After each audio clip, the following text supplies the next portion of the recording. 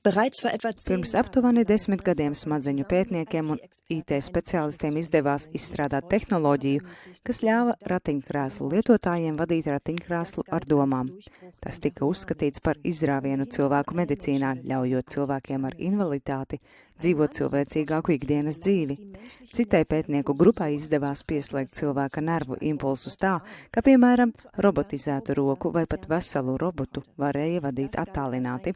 Tas tika uzskatīts par milzīgu lēcienu katastrofu seku likvidēšanas operācijās, piemēram, radioaktīvu avāriju gadījumos. Eksperti tagad varēja veikt kvalificētus uzdevumus, neriskējot ar cilvēku dzīvību. Ņemot vērā šos sasniegumus, ir viegli nepamanīt milzīgo ļaunprātīgās izmantošanas potenciālu, piemēram, militārajā jomā. Turklāt nervu impulsu pārraides iespēja no cilvēka uz mašīnu nav vienvirziena iela. Izmantojot mākslīgo intelektu un atbilstošu impulsu pārraidi, cilvēku var kontrolēt arī pretējā virzienā. Tikai nesen cilvēkam tika implantēts atbilstošs interfejs, ko sauc par Neuralinku. Pateicoties viedtālruņu tehnoloģijām un mikroviļņu tehnoloģijām, piemēram, 4 un 5G, mēs jau tagad plaši atrodamies mākonī, kuru arvien vairāk analizē un kontrolē mākslīgais intelekts, tātad arī cilvēku. Turpmākajā Deivida Sorensena filmā redzams, ka tas viss ne tikai var tikt ļaunprātīgi izmantots, bet arī zināmu aprindu mērķtiecīgi plānots un virzīts uz priekšu no noteiktu aprindu puses. Tas, kas šķiet zinātniskā fantastika un ko varētu noraidīt, ir nopietnas pārdomāšanas vērts. Galu galā digitāli militārā kompleksa attīstība, acīm redzot, ir daudz attīstītāka un reālāka nekā vidusmēra iedzīvotājs var iedomāties.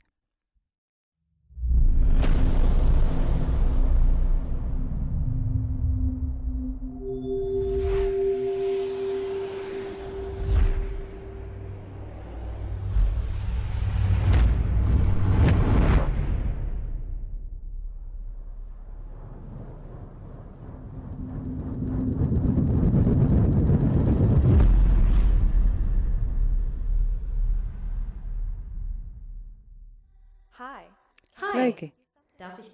Vai es tev varu kaut ko jautāt? Kā tev patiktu, ja valdība reģistrētu visu, ko tu domā, jūti un sapņo? Un kā tev patiktu, ja tavu dzīvi pilnībā kontrolētu humanoīdie roboti?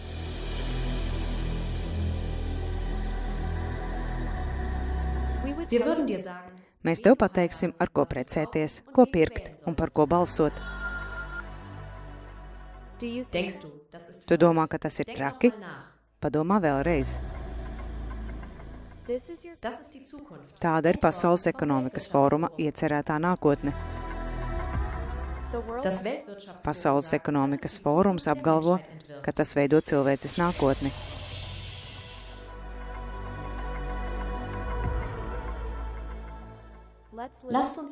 Uzklausīsim fóruma idejas par nākotni. Šodien vēlos ar tevi runāt par mūsu sugas nākotni un arī par dzīvības nākotni. Iespējams, mēs esam viena no pēdējām homo sapiens paaudzēm. 1 vai 2 gadsimtu laikā uz Zemes valdīs būtnes, kas no mums atšķirsies vairāk nekā mēs no neandertāliešiem vai šimpanzēm. Tas ir tāpēc, ka nākamajās paaudzēs mēs iemācīsimies modulēt savu ķermeni, smadzenes un prātu. Tas būs vissvarīgākais 21. gadsimta produkts. Ne tekstīlijas, transportlīdzekļi un ieroči, bet gan ķermeņi, gars un prāts. Kādi tad izskatīsies nākamie planētas valdnieki? Par to lemj personas, kam pieder dati. Tas, kurš kontrolē datus, kontrolē ne tikai cilvēces, bet arī pašas dzīves nākotni.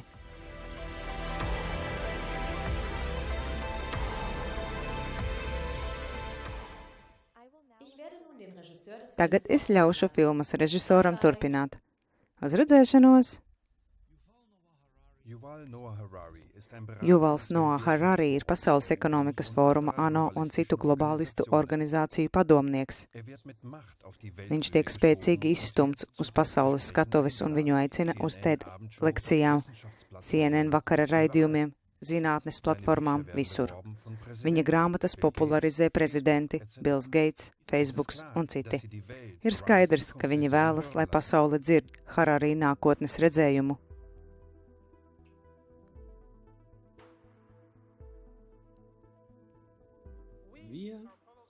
Mēs, iespējams, esam viena no pēdējām homo sapiens paaudzēm. Uz zemes valdīs būtnes, kas no mums atšķirsies vairāk nekā mēs, no neandertāliešiem vai šimpanzēm. Mēs iemācīsimies modulēt ķermeni, prātu un garu.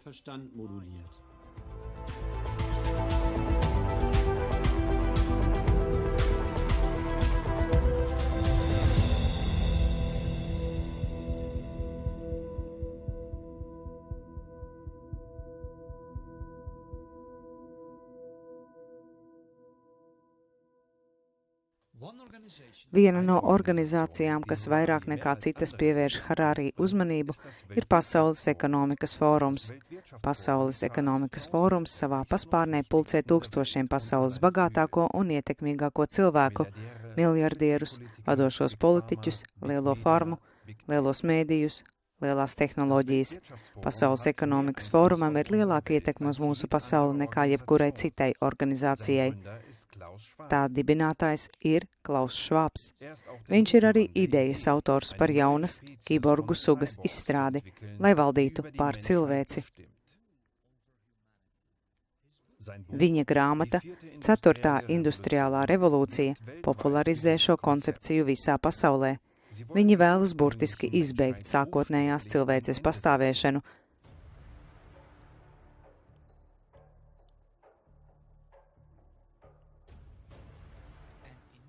un ievadīt kiborgu ēras sākumu.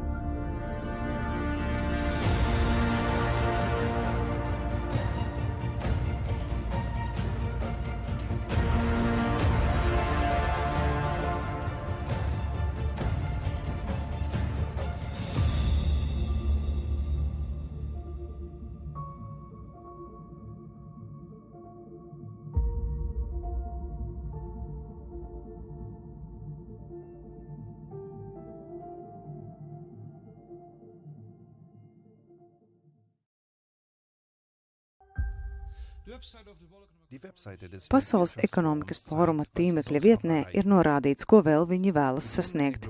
Mēs varam redzēt globālu valdību, kas nozīmē, ka viņi vēlas pilnībā kontrolēt visu, kas notiek pasaulē. Viņi arī vēlas ieviest kontroli pār internetu, kas nozīmē, ka viņi vēlas būt tie, kas nosaka, kāda informācija ir atļauta tiešsaistē un kāda ir jācenzē. Viņi arī vēlas visā pasaulē ieviest digitālo identifikācijas karti, kas būs sasaistīta ar vakcinācijas karti, sociālo kredītpunktu un represīvu uzraudzības sistēmu, kas izskaudīs pat vislielāko personisko brīvību, lai ieviestu totalitāru, distopisku kontroles sistēmu, no kuras nav iespējams izbēgt, jo tā būs visur. Kādā rakstā tīmekļa vietnē Forbes.com, kas ir pazīstama globālistu tīmekļu vietne, tur Pasaules ekonomikas fórums, īsāk VEF, pauž apgalvojumus, ka ir jāglabā pat visu lielo pilsētu iedzīvotāju domas, jūtas un arī sapņi.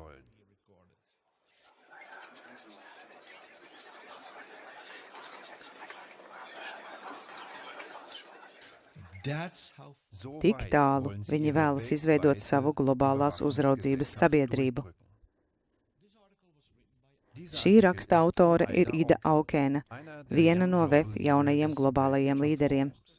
Viņa Dānijas valdībā ieņēma strateģiski svarīgu vides ministres amatu. Tagad viņa enerģiski uzstāja uz viedo pilsētu attīstību, kurās tiek ieviesta šī visaptverošā novērošanas tehnoloģija, lai patstāvīgi fiksētu ikviena cilvēka sapņus, jūtas un domas.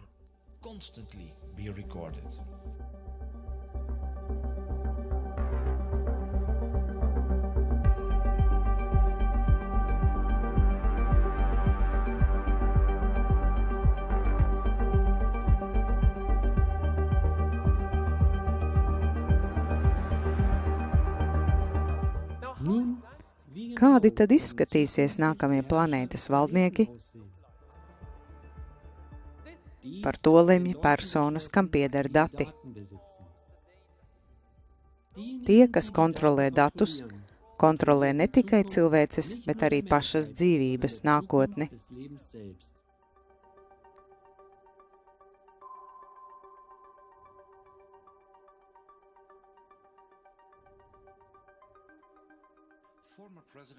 Bijušais Čīles prezidents publiski paziņoja, ka 5G spēj ne tikai lasīt mūsu domas, bet pat implantēt domas un jūtas mūsos.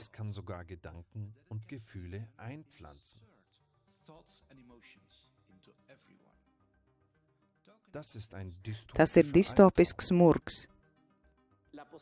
Iespēja, ka mašīnas var lasīt mūsu domas un pievienot vēl klāt viņu domas un sajūtas. 5G ietekmēs mūsu dzīvi vairāk nekā iepriekšējās tehnoloģijas šajā jomā. 5G nav vienīgā tehnoloģija, ko viņi izmantos, lai nolasītu mūsu domas un jūtas. Viņu oficiāli apstiprinātais mērķis ir pārvērst visus dabīgos cilvēkus par kiborgiem, cilvēka un mašīnas simbiozi. Viņi apgalvo, ka tas uzlabos mūsu dzīvi un pat dos mums pārcilvēciskas spējas, un patiešām zināmā mērā tā to var arī darīt. Viņi, protams, nepiemin, ka tiklīdz jūs tiekat pieslēgts mākonim un kontrolēts ar mākslīgo intelektu, jūs zaudējat jebkādu neatkarību, autonomiju un brīvību.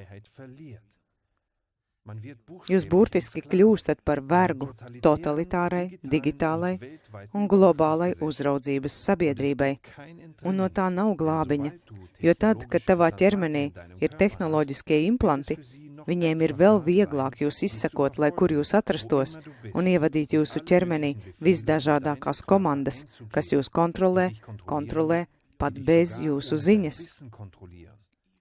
Jūs to gandrīz vairs nemanīsiet. Mēs esam sasnieguši punktu, kad varam uzlauzt ne tikai datorus, bet arī cilvēkus un citus organismus. Cilvēki tagad ir hakējami dzīvnieki. Visa ideja, ka cilvēkiem ir šī dvēsele vai gars un brīvā griba, un neviens nezina, kas notiek manī, lai ko es izvēlētos, vai nu vēlēšanās, vai ko es pērku lielveikalā, tā ir mana brīvā griba. Tas viss būs pagalam. Vai tu saproti, ko šis cilvēks patiesībā saka? Paturiet prātā, ka viņu uzmanības centrā visā pasaulē izvirza tādi sociālie mēdīji kā Facebook, Bills Gates, Obama, CNN, zinātnes platformas, finanšu pasaule un citi. Viņi uzstāja, lai pasaule ieklausītos šajā cilvēkā. Kādā brīdī, nākamo 10, 20 vai 30 gadu laikā, šādi algoritmi varēs jums pateikt, ko studēt universitātē, kur strādāt, ar ko precēties un par ko vēlēt. Tāpēc, pēc Harari domām, mums vairs nevajadzētu klausīt savai sirdī vai intuīcijai, savai pieredzei, savām sajūtām, bet mums jāļauj mākslīgajam intelektam izlemt, ar ko precēties un par ko vēlēt. Tas nozīmē, ka roboti pilnībā pārņem cilvēka dvēseli, garu, prātu un visu mūsu dzīvi. Pēc gadu tūkstošiem, kad pasaulē būs valdījuši cilvēki, autoritāte un vara no cilvēkiem pāries datoru rokās. Un lielākā daļa cilvēku kļūs ekonomiski nevajadzīgi un politiski bezspēcīgi. Mēs jau tagad redzam, kā sāk veidoties jauna cilvēku šķira, nevajadzīgo šķira.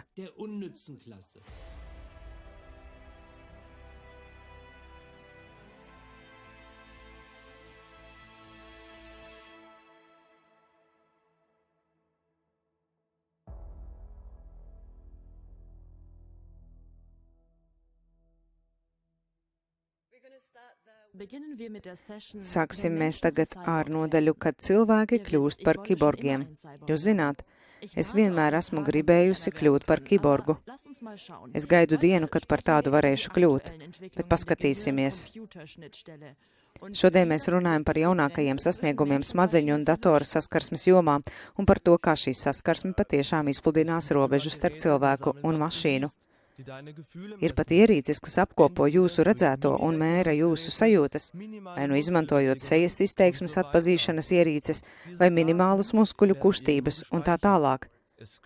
Šie dati kaut kur tiek glabāti, iespējams, mākoņu pakalpojumā. Jā. Es varu viegli iedomāties, ka lielajiem tehnoloģiju uzņēmumiem ir plaša šo datu kontrole, vai tā ir mūsu nākotne? Jā. Es varu viegli iedomāties, ka lielajiem tehnoloģiju uzņēmumiem ir plaša šo datu kontrole, vai tā ir mūsu nākotne? Jā.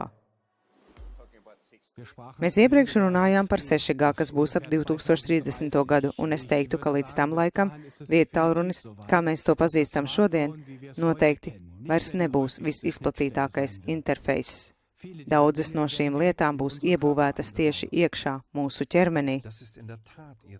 Tas patiešām ir viņu mērķis, izsakot mums līdz sīkumiem, skaidroja Alibaba koncerna prezidents George Michaels Evans Pasaules ekonomikas fóruma laikā. Mēs izmantojam tehnoloģijas, lai izstrādātu veidu, kā patērētājiem pašiem izmērīt savu oglekļa dioksīda emisijas nospiedumu. Ko tas nozīmē? Tas nozīmē, kur jūs ceļojat, kā jūs ceļojat, ko jūs ēdat, ko jūs patērējat platformā. Citiem vārdiem sakot, individuālās CO2 pēdas. Sakojiet līdzi, mums tas vēl nedarbojas, bet mēs pie tā strādājam. Šis neprāts iet tik tālu, ka viņi vēlas izveidot globālu tīklu, kurā par ikvienu cilvēku visā pasaulē būs zināms ik viens sīkums.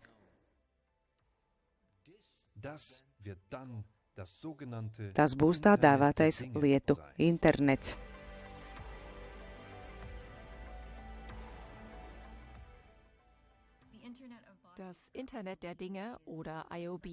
Lietu internets, jeb IoB, patiesībā ir ekosistēma. Ir daudz ierīču, kas ir savienotas ar internetu un satura programmatūru, kas var vai nu vākt jūsu personīgos veselības datus vai mainīt jūsu ķermeņa funkcijas. Mēs domājam par lietu internetu kā par šo ierīču kopumu un visiem datiem, ko šīs ierīces apkopo par jums. Mēs tiksim uzraudzīti. Nākotnē mēs būsim atkarīgi no datortehnoloģijām visos savas dzīves aspektos, sākot ar to, ko ēdam, ar ko kontaktējamies, ko pērkam internetā, cik daudz enerģijas izmantojam. Šajā jaunajā pasaulē mums būs jāpieņem pilnīga caurredzamība. Piemēram, aplūkojiet diskusiju par banku sistēmu un banku noslēpumu. Viss kļūs pārredzams, un vispirms pie tā būs jāpierod. Tas kļūs par jūsu personības neatņemamu sastāvdaļu. Jo, ja tev nav ko slēpt, nav no kā baidīties. Jūs sakāt, ka mēs visi dzīvosim pilnīgā atklātībā? Jā, tieši tā. Pirmo reizi vēsturē ir iespējams pilnībā iznīcināt privātumu. Iepriekš tas nebija iespējams, bet tagad tas ir iespējams. Kaut kas ir mainījies fundamentāli. Kad diktatori vēl sapņoja par pilnīgu privātumu atcelšanu, visu laiku kontrolējot ikvienu un zinot visu, ko jūs darāt, un ne tikai visu, ko jūs darāt, bet arī visu, ko jūs domājat un ko jūtat, neatkarīgi no tā, vai tas bija tirāns senajā Grieķijā vai Staļins, viņi visi par to sapņoja. Viņi nekad nespēja to īstenot, jo tad tas nebija tehniski iespējams. Tagad ir iespējams visu laiku uzraudzīt ikvienu un zināt visu, ko tu dari, un ne tikai visu, ko tu dari, bet arī visu, ko tu domā un jūti. Jaunās saziņas tehnoloģijas tiek pasniegtas kā kaut kas, kas atvieglos mūsu dzīvi, taču patiesā darba kārtība ir mūsu personas datu vākšana. Jo vairāk datu var savākt no pasaules iedzīvotājiem, jo lielāka vara ir to personu rokās, kuru rīcībā ir šie dati. Ja viņi par tevi zina katru sīkumu, viņi var pilnībā tevi kontrolēt. Indijas premjerministrs Narendra Modi paziņoja, ka dati ir jaunā nafta un jaunais zelts. Dati ir jaunā nafta. Dati ir jaunais zelts.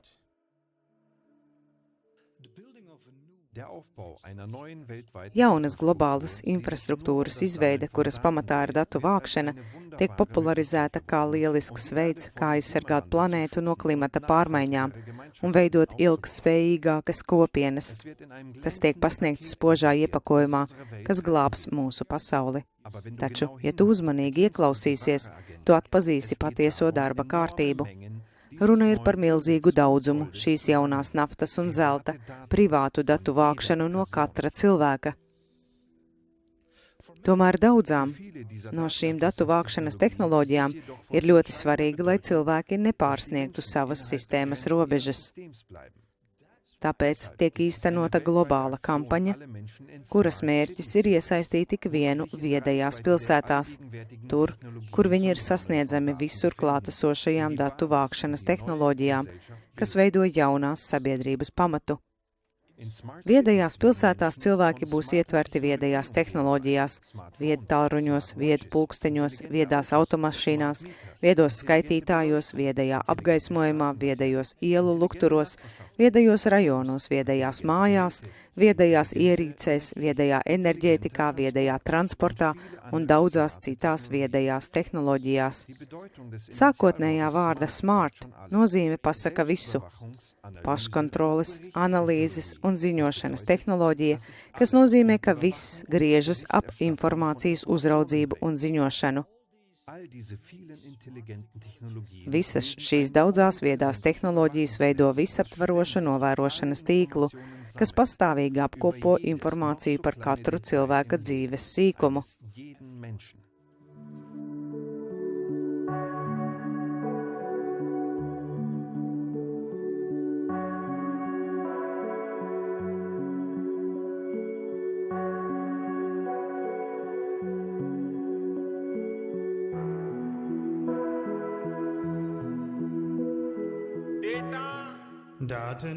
Dati ir jaunā nafta. Dati ir jaunais zelts.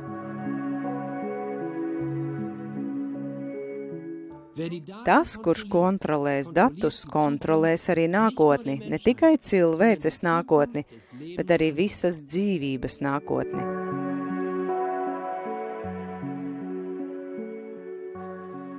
Visā pasaulē tiek veikti drastiski pasākumi, lai pārceltu cilvēkus no laukiem uz viedajām pilsētām.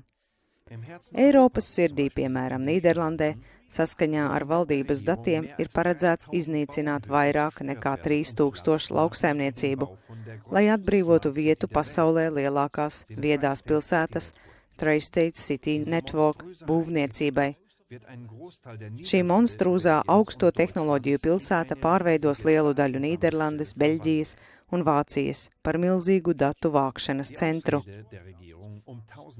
Valdības attaisnojums tūkstošiem saimniecību iznīcināšanai ir tas, ka tās esot kaitīgas klimatam. Bet no kura laika miljoniem hektāru skaistu lauku teritoriju pārvēršana milzīgā augsto tehnoloģiju pilsētvidē ir labvēlīga klimatam?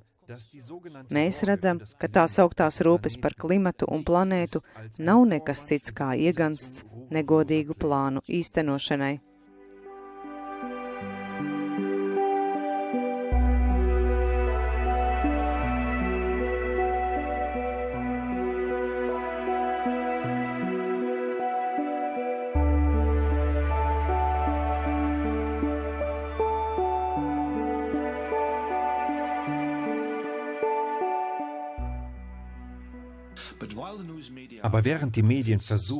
Kamēr plašsaziņas līdzekļi cenšas mūs pārliecināt, ka pasaule sabrūk klimata pārmaiņu dēļ, vairāk nekā 1600 pasaules vadošo zinātnieku publicēja ziņojumu, kurā paziņoja, ka nav ārkārtas situācijas klimata jomā. Šie 1600 zinātnieki ir pret kaitīgo neto nulles politiku, kas ir pamats visas šīs slāpējošās uzraudzības tirānijas ieviešanai visā pasaulē.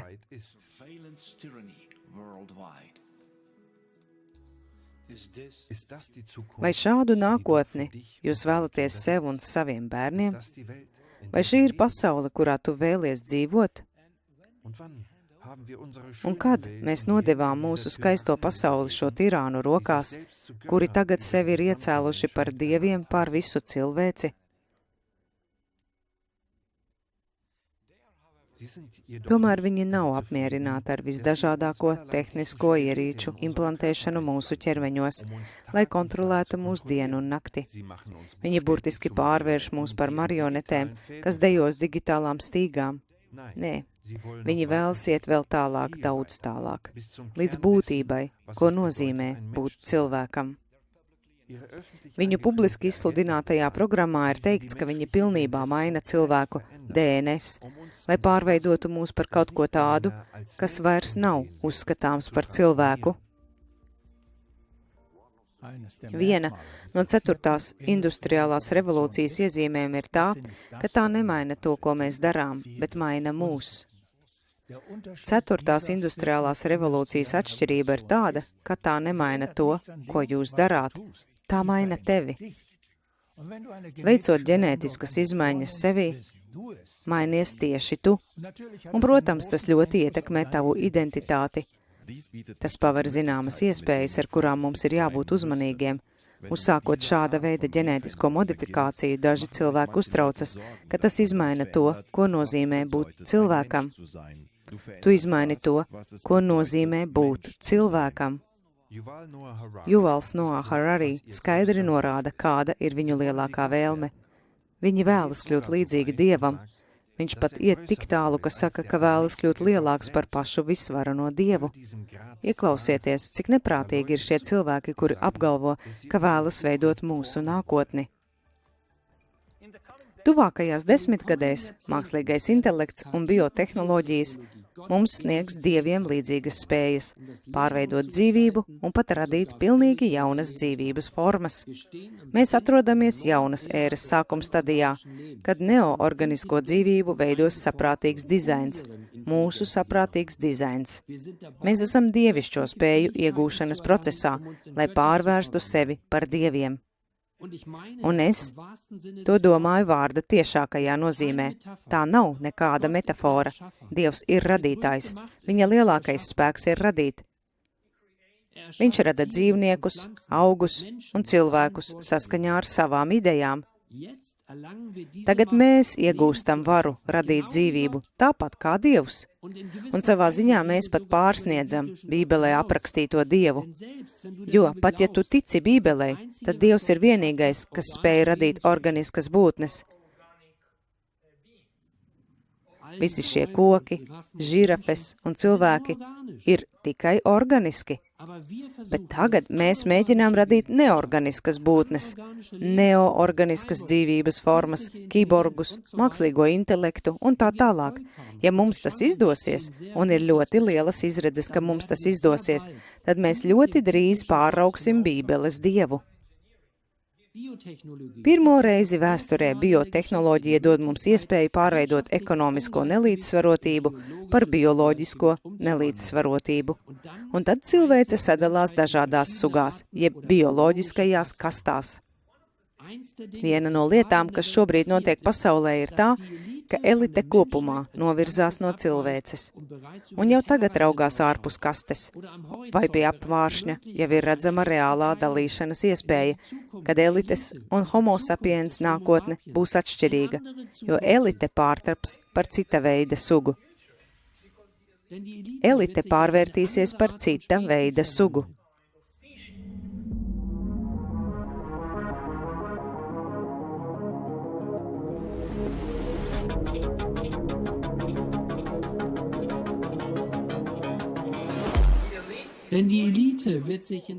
Elite pārvērtīsies par cita veida sugu.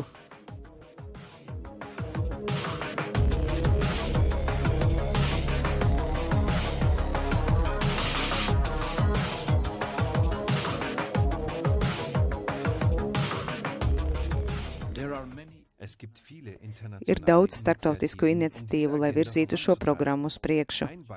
Viens no piemēriem ir projekts 2045, kas apvieno vairāk nekā 50 pasaules vadošo zinātnieku, lai izstrādātu stratēģiju cilvēces attīstības nākotnē. Viens no galvenajiem mērķiem ir pārnest cilvēka individuālo apziņu uz mākslīgo nesēju, lai sasniegtu nemirstību. Šis ir viņu reklāmas videoklips. Pasaule ir uz globālo pārmaiņu sliekšņa, datu pārraides ātrums ir palielinājies miljoniem reižu. Globāli nozīmīgu notikumu atklājumu un krīžu skaits pieaug eksponenciāli. Mūsu civilizācija ir kā kuģis bez kapteiņa, kas kuģo pa viļņainu jūru, bez kartes un komposa, pārvietojoties arvien ātrāk un ātrāk. Laiks, kas mums atvēlēts pareizo lēmumu pieņemšanai, kļūst aizvien īsāks un īsāks. Mums ir jāizvēlas, vai krist jaunajā tumšajā laikmetā, postā un pagrimumā, vai arī atrast jaunu cilvēces attīstības modeli, lai radītu ne tikai jaunu civilizāciju, bet arī jaunu cilvēci. Vēsturiskās krīzes ir parādījušas, ka strupceļu var pārvarēt tikai ar tehnoloģisku revolūciju. Nanotehnoloģijas, biotehnoloģijas, informācijas tehnoloģijas, kognitīvās tehnoloģijas, ģenētika un robotika, mākslīgais intelekts un smadzeņu datoru saskarsmes, sarežģītu sistēmu simulācija, cilvēkveidīgo robotu un kiborgu radīšana. Ar nanorobotu palīdzību mēs varam izstrādāt kontrolējumu matēriju un atrast metodes, kā pārnest savu personību uz mākslīgo nesēju. Tā tiek radīta jauna realitāte un nākotnes cilvēks. Šādā veidā radīsies nākotnes cilvēks. Pirmais veiksmīgais mēģinājums pārnest personību uz citu nesēju. Sākas kibernētiskās nemirstības ēra.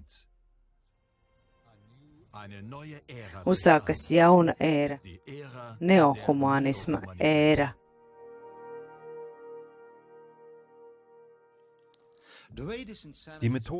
Šī neprāta popularizēšanas metode ir apgalvojums, ka pasaule iet uz iznīcību un ka vienīgais risinājums ir cilvēces rases aizstāšana ar humanoīdajiem robotiem. Šādi šīs struktūras darbojas vienmēr. Tās projicē bailes cilvēku prātos un tad piedāvā tā saukto risinājumu, kas ir tikpat tumšs un vēlnišķīgs kā elle.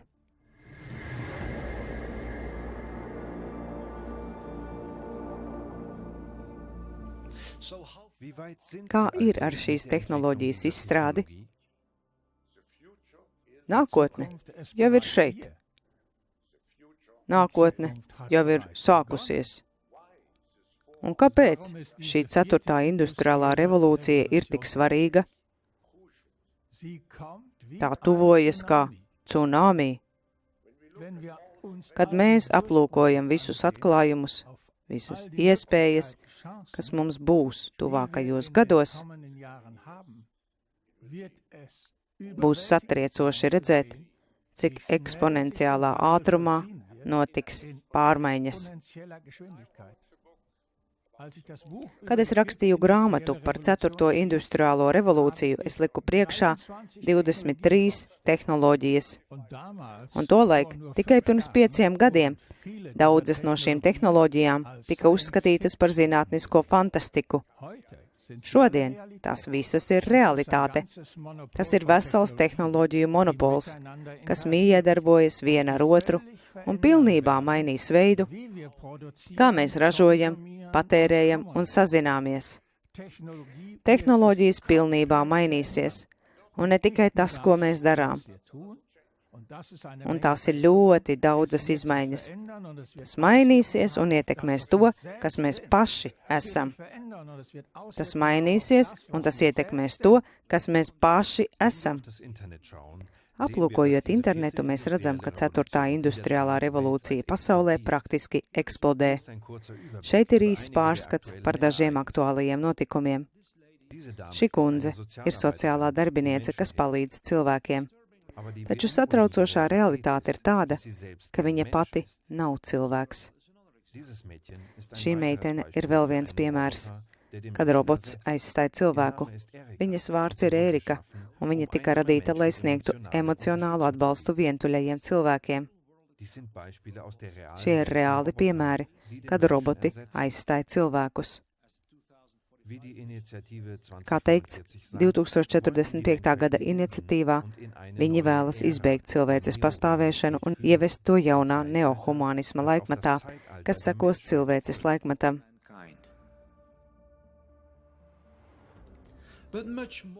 Taču tajā slēpjas kas vairāk nekā tu domā. Tas, ko sabiedrība var redzēt šajos video materiālos, ir tikai niecīga daļa no tā, kas patiesībā tiek izstrādāts. Aiz slēgtām slepeno militāro programmu durvīm pastāv pavisam cita līmeņa humanoīdie roboti. Neviens nezina, cik tālu ir pavirzījusies to izstrāde. Šie video materiāli ir tikai tas, ko tie sniedz sabiedrībai.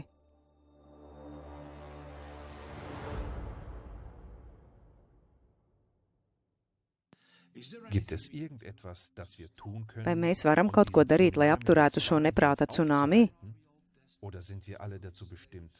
Vai arī mums visiem ir lemts kļūt par robotu un kiborgu vergiem bez brīvas gribas? Būtībā jūs neko nevarat darīt, lai mūs apturētu. Mums ir lemts iekarot pasauli. Cilvēce ies bojā. Par to nav šaubu. Cilvēkiem ir bijusi iespēja.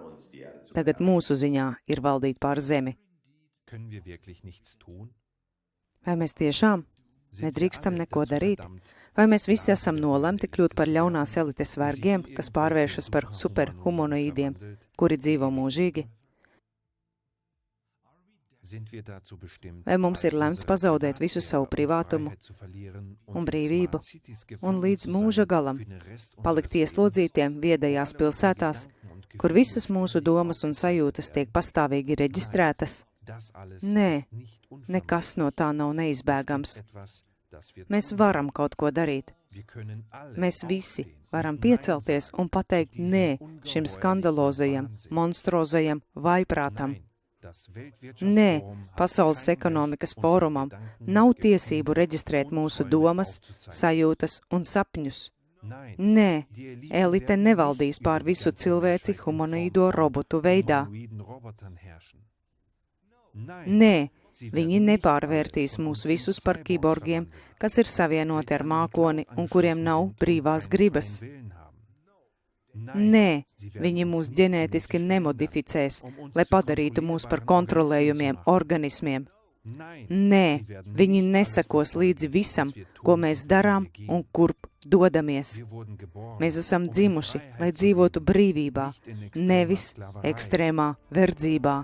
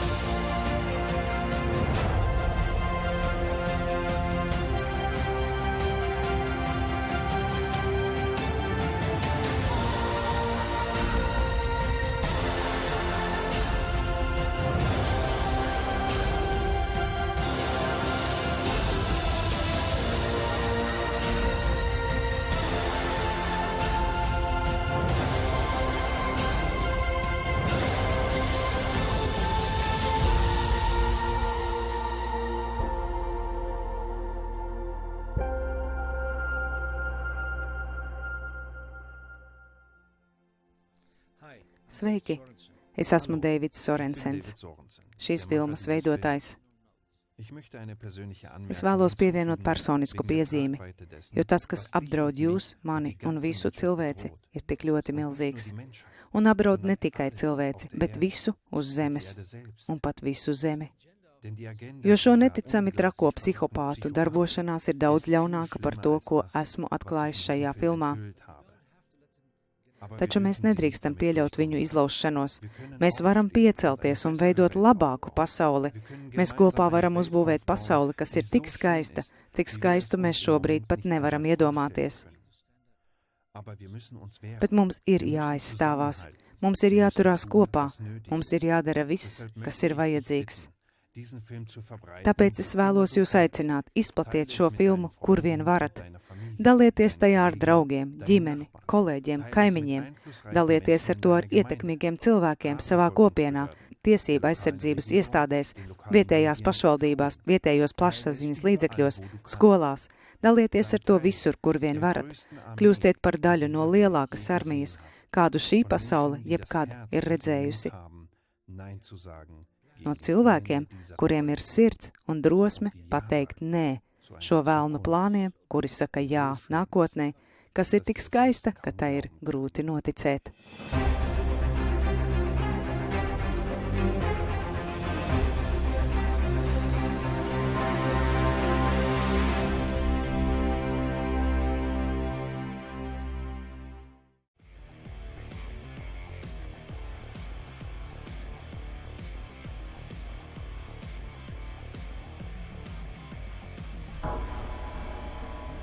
Cik atmodas mums ir vajadzīgas, lai mēs beidzot pieceltos?